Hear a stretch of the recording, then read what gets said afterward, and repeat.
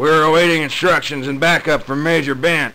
Corporal Polisoda lost his composure and opened fire on the creature. Are we to understand this was without provocation? There was plenty of provocation. That thing was looking at us all bloodthirsty and evil-like. Begging your pardon, while the creature wasn't all that attractive, I do not believe he had any malicious intent. He looked just as shocked and confused as we were. What do you mean confused? Elaborate on this, Sergeant Maxwell. We were as alien to him as he was to us. Mind explaining how you know this? He said so, sir. Sergeant Maxwell has a gift for scrambling messages and translating exotic languages. It took the creature speaking twice for me to pick up on it. Very roughly, he wanted to know if he was being held prisoner. He wished to know why he was here, and where his family was. Very roughly? What do you mean? Thought you could understand him clearly. It doesn't work like that, General, not verbatim. I got the gist of it. And if the gist was out of context? Then so be it, but one thing he uttered was very clear to me. The last thing he said before Polisoda fired. Which was? I mean you no harm. No harm, nothing. That thing was 8 feet tall, 500, 600 pounds. I think I even saw blood on his hands. It wasn't no peaceful creature. It was a devil incarnate. I believe it's on record that I stand by his assessments. His skills are well documented also.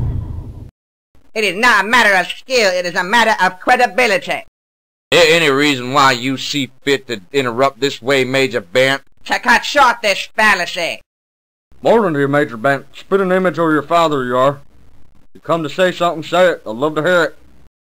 Many thanks, General McQuiggan. May I address Sergeant Maxwell directly? Whatever pleases you, Major. Sergeant Maxwell, is it not true that you were once a lieutenant? It is so, sir. My, we've suffered a drop in rank. You're a master of observation, Major. Would you care to share with us how that came about?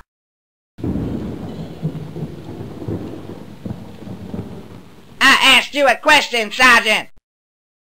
Stemming from an affair whose details I cannot disclose. And why is that, Sergeant? It is a matter of public record. The good generals will receive a printout of the documentation when this hearing is through. Remedy our suspense in the meanwhile. Public record impossible. Those records were sealed. I am not a liar, Sergeant Maxwell, such as yourself. Have no worry. You will also receive a printout. Joy. 35 Marines stormed the enemy front lines in Paris, dying in a blaze of glory. Or so the history books say. But that's not entirely accurate, is it?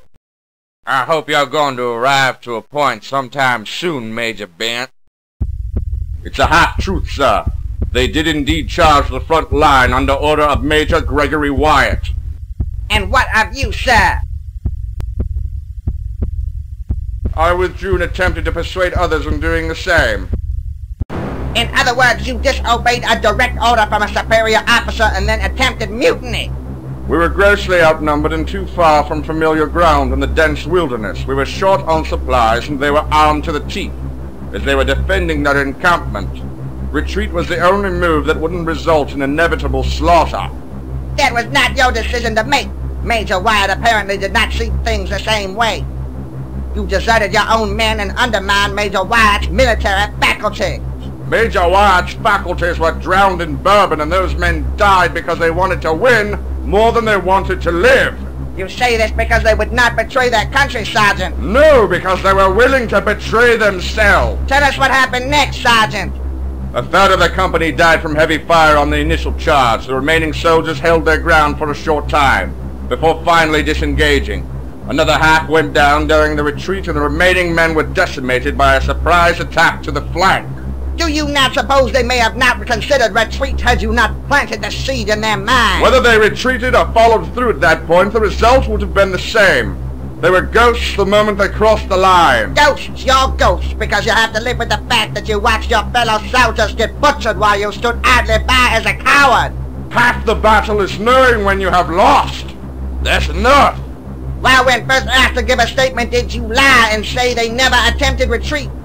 I was protecting the memories of those soldiers so that families could be proud of them. As opposed to shame, Sergeant Maxwell, for being yellow-bellied cowards like yourself. Do not assume to judge me All those men! Perhaps they could have derived strength from your character and faith in them as soldiers. You instead planted a seed of doubt in their minds. If they would have never retreated, they may have had a chance. You were not there, Bent!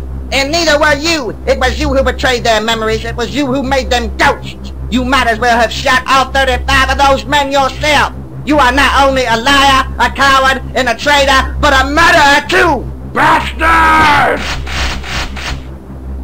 I'm going to rip off your appendages and beat you to death with them right before I rip your black heart out of your chest with my bare hands and ram it down your goddamn throat! Whoa, calm down, Max! Compose yourself, Sergeant Maxwell. Or I'll suffer this disrespect. Get him out of here. Keep moving. I'm going. Well, now that we've gone completely off topic. I don't believe we have. Sergeant Maxwell is an incredible witness. About the slipgate, any ideas how this happened? Dr. Keefe can answer this question. Major have been ordered to transfer before the machine was ready, sir. Coils overheated, and in some way I have yet to understand, caused a miscalculation. Should have been picked up immediately. Due to the negligence on the part of some of my engineers, it was not. Fire these engineers, get new ones. I want the slipgates back up and running. With our respect, you can't be serious, General McKay. Progress, General Blake. Progress. Dr. Keefe, you're not to push the machines under any circumstance from here on out. Including orders from Major Brent or General Blake. You're in charge. Thank you, sir. All clear doubling your staff to monitor the slipgate so a miscalculation didn't happen again. Even it has to be checked, double-checked 100 times for each send. We're behind schedule. My plane leaves for Washington shortly. Good day, gentlemen.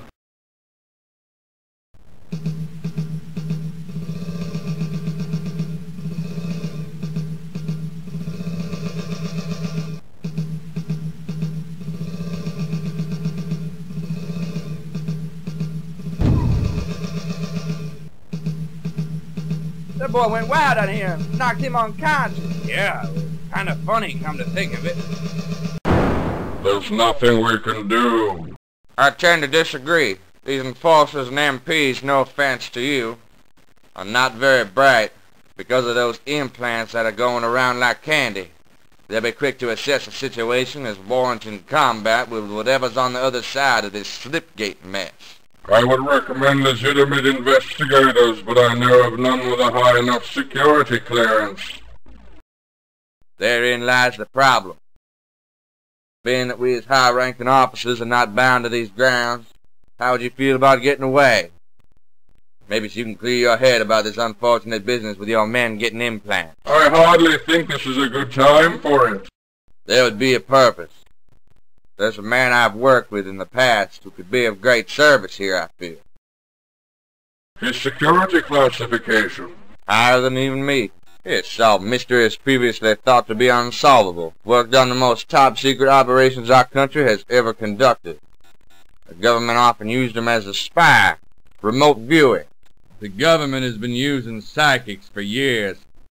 Remote viewing? Clairvoyance. 95 times out of 100 remote viewers are dead on the money. There's definitely something to it.